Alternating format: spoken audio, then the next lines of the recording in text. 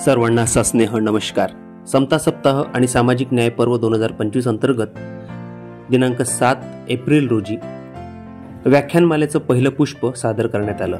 या प्रसंगी प्राध्यापक doctor Omprakash Bobde, student counsellor आणि मिलिंद तायडे या मुख्य वक्त्यांनी आपल्या मार्गदर्शनाच्या माध्यमातून विद्यार्थ्यांपर्यंत उत्तमोत्तम विचार पोहोचवले आणि करिअरच नाही तर स्वतःचं आरोग्य, व्यसनमुक्ती आणि सोबतच व्यक्तिमत्व विकासाचे धडेही दिले.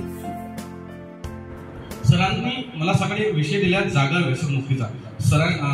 बोबडे सरांनी आपल्याला करिअर काउन्सिलिंगच्या संदर्भात खूप चांगली माहिती दिली आहे. आपण कोणत्या कोणत्या क्षेत्रात आपण गेलं पाहिजे याही गोष्टीचा सरांनी माहिती दिली आहे.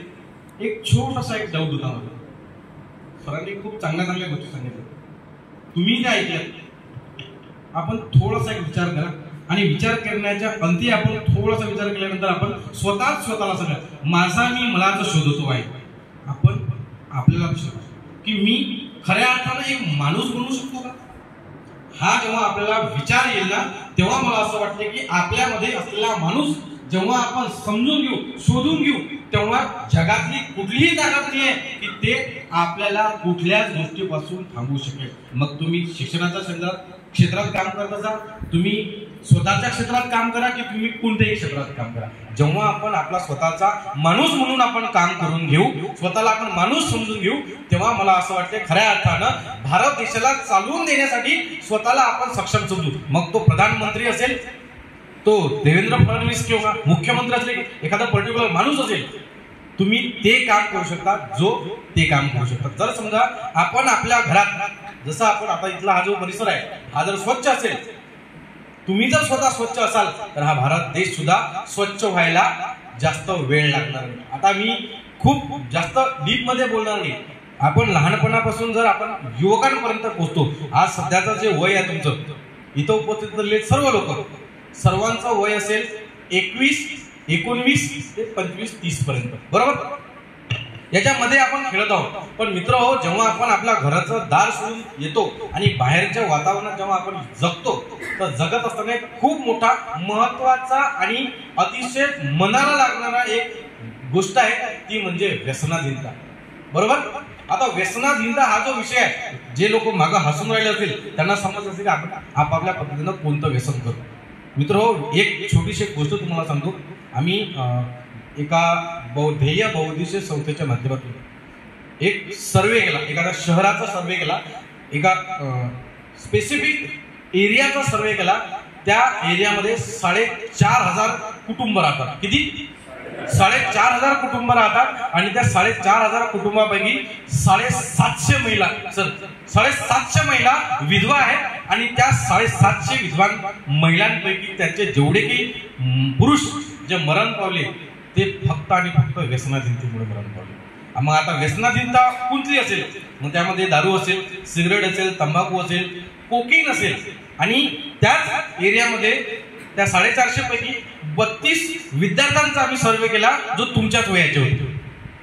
त्या सर्वेमध्ये आम्ही असं आढळलं की 32 विद्यार्थ्यांना व्यसन लागले. आता ते व्यसन कसं लागलं त्याची एक महत्वाची ती भूमिका मी तुमच्या समोर या ठिकाणी ठेवतोय. आणि ते सत्यता आहे. ती सत्यता जर समजा तुम्ही मानून घेतला तर नक्कीच तुम्ही व्यसनाधीनतेकडून थोडंसं बाजूला होण्यासाठी हा एक थोडासा प्रयत्न असेल.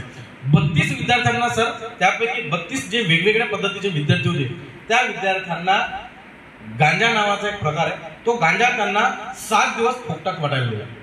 1-2 लोक येत होते, काय तुम्हाला इकडे रिकाम टिकडे सगळे जे लोक असतात आपल्या गावातले, ज्यांना काही स्वतःचं देणं घेणं राहत नाही, फक्त स्वतःचा ऐशोआराम जगावा लागतो, त्या विद्यार्थ्यांना, त्या मुलांना जे आपलेच कधीतरी भाऊ बहीण असतील, आता तुम्ही हा जर विचार केला तर ते विद्यार्थी आपल्यापैकीच कोणीतरी असेल, तर त्या विद्यार्थ्यांना काही समाजकंटकांनी जे लोकांना दूषित करण्याचं काम करतात, मी डायरेक्टली बोलतोय समाजकंटक म्हणतोय मी त्यांना, त्या 32 विद्यार्थ्यांना गांजा अफूची 7 दिवस त्यांना लागण करून दिली.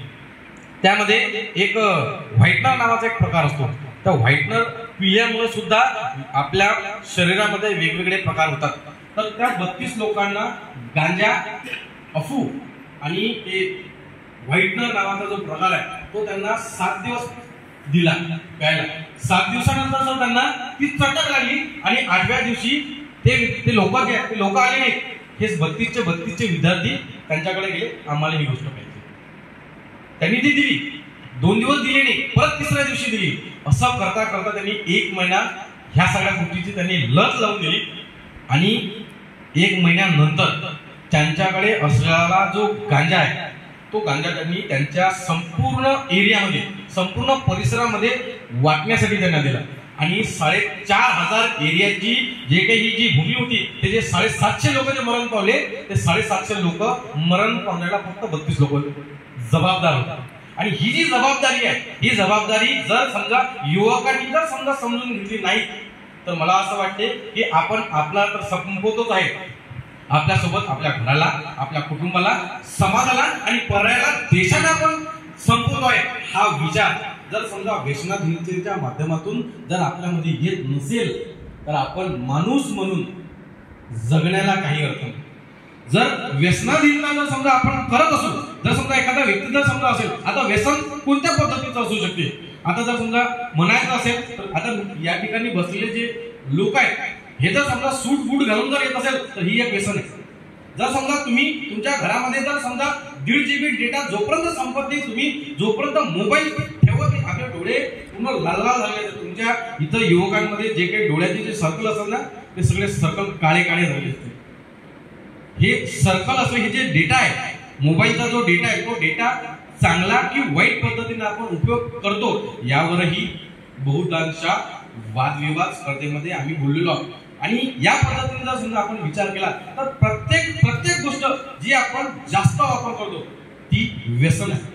आणि या व्यसनाधीनतेपासून वाचवण्यासाठी जर समजा आजपासून जर समजा आपण आपल्या स्वतःला जर ओळखू शकत नसलो तर पर्यायानं आपण स्वतःही संपू शकतो, आपल्या सोबतही संपू शकतो आणि पर्यायानं समाजातील लोक आणि भारत देश, ज्याला आपण सुजलाम सुफलाम भारत देश म्हणतो, त्या सुजलाम सुफलाम देशालाही संपवण्याची जबाबदारी आपल्यावरती आहे. ही जर समजा गोष्ट आपण ओळखून घेतली तर मला असं वाटते की आपण व्यसनाधीनतेपासून वाचवू शकतो. या मार्गदर्शन सत्राचा आणि व्याख्यानाचा आपल्या विद्यार्थ्यांना नक्कीच फायदा होईल असा आम्हाला पूर्ण विश्वास आहे. धन्यवाद. Thank you very much.